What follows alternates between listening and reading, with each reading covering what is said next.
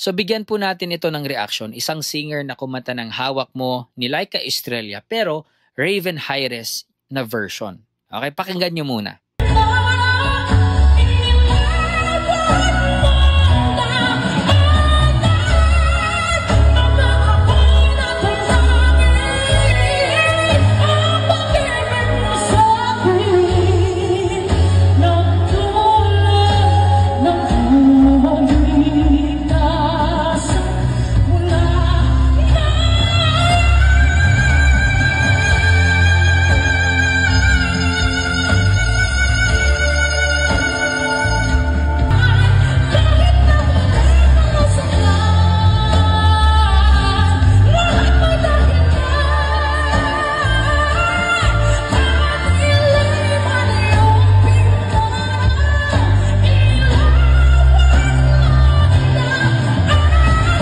In fairness naman, magaling talaga tong kumanta. So the difference lang siguro is Raven has more finesse, mas swabe yung atake niya. Merong control talaga.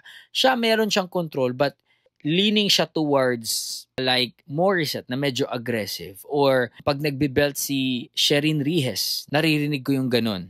Yung talagang aggressive yung approach. But he's good. He's really good.